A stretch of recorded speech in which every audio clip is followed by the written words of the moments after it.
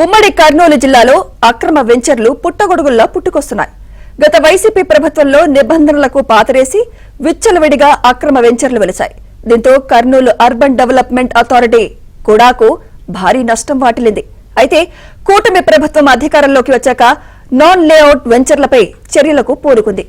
కుడా కొరడాపై ABN spotlight.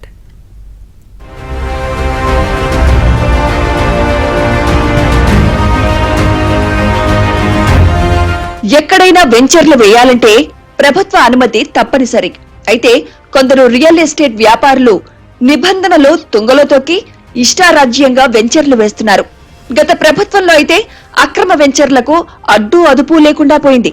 కూటమి ప్రభుత్వం అధికారంలోకి వచ్చాక అక్రమ వెంచర్లపై ఫోకస్ పెట్టింది. కర్నూలు అర్బన్ డెవలప్మెంట్ అథారిటీ కూడా పరిధిలోని 252 అనధికార లేఅవుట్లను కూడా అధికారులు గుర్తించారు.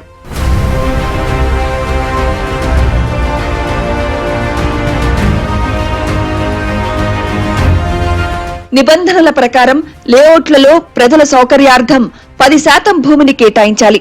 అలాగే తారు రోడ్లు, మురికి కాల్వలు, కల్వర్ట్లు, తాగినీటి సౌకర్యం, విద్యుత్ దీపాలు లాంటివి మాస్టర్ ప్లాన్ లో భాగమై ఉండాలి. ఆ తర్వాతే లేఅవుట్ స్థలాలను ప్రజలకు విక్రయించాలి.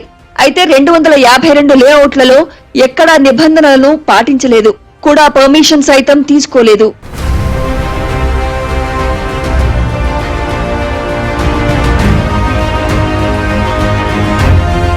కూటమి ప్రభుత్వం అధికారంలోకి వచ్చాక రియల్ ఎస్టేట్ రంగాన్ని ప్రోత్సహించేందుకు కొన్ని నిబంధనలను సడలించింది. అందులో ముఖ్యంగా లేఅవుట్లలో 40 అడుగుల రోడ్డును 30 అడుగులకు కుదించింది. దీనివల్ల లేఅవుట్ దారులకు బాగా లబ్ధి చేకూరుతుంది. గతంలో ప్రభుత్వ అనుమతి లేకుండా అక్రమ వెంచర్లు వేసిన రియల్ ఎస్టేట్ వ్యాపారులకు కూడా అనుమతులు తీసుకునేందుకు చంద్రబాబు ప్రభుత్వం అవకాశం కల్పించింది. అయినప్పటికీ రియల్ ఎస్టేట్ వ్యాపారుల్లో కదలిక రాలేదు. అనధికారికంగా వెంచర్లు వేసిన వారికి కూడా అధికారులు ఇప్పటికే 2 సార్లు నోటీసులు జారీ చేశారు. ఫైనల్ గా కూడా అధికారులు చర్యలకు ఉపక్రమించారు. ఇప్పటికే ఎమ్మిగనూరు, బనగానపల్లిలోని అక్రమ వెంచర్లను తొలగించారు.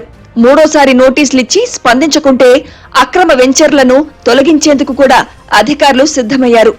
మొదటి విడతలో భాగంగా కర్నూలు నగర శివారు నందికొట్కూరు, ఆత్మకూరు, వెలుగోడు మండలాల్లోని అక్రమ వెంచర్లను తొలగించేందుకు కుడా చైర్మన్ సోమిశెట్టి వెంకటేశ్వర్లు అధికారులు అక్కడికి వెళ్లి పరిశీలించారు.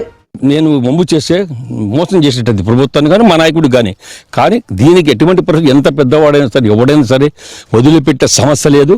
ప్రభుత్వానికి రావాల్సినటువంటి కూడా సంబంధించిన నామ్స్ ప్రకారం రోడ్లు 30 ఫీట్, ఓపెన్ ప్లేస్ 10%, ఇక్కడ హై టెన్షన్ లైన్ పోయింది.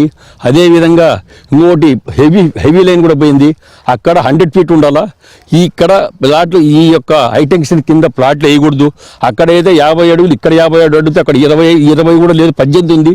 ఇక్కడ 30 ఫీట్ బదులు 16 అడుగులు ఉంది. ఈ యొక్క హెవీ లైన్స్ కింద ప్లాట్లు పెట్టవేస్తారు.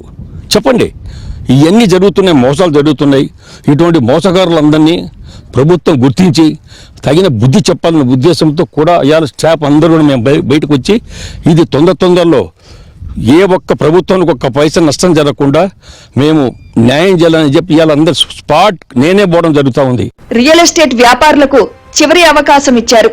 ఇప్పటికైనా రియల్ ఎస్టేట్ వ్యాపారులు కూడా అనుమతి తీసుకోవాలని, లేకుంటే కఠిన చర్యలు తీసుకుంటామని చైర్మన్ సోమిశెట్టి వెంకటేశ్వర్లు హెచ్చరించారు. మరోవైపు కూడా అనుమతి లేకుండా రియల్ ఎస్టేట్ వ్యాపారుల మాటలు నమ్మి ప్లాట్లు కొంటే చిక్కుల్లో పడక తప్పదు.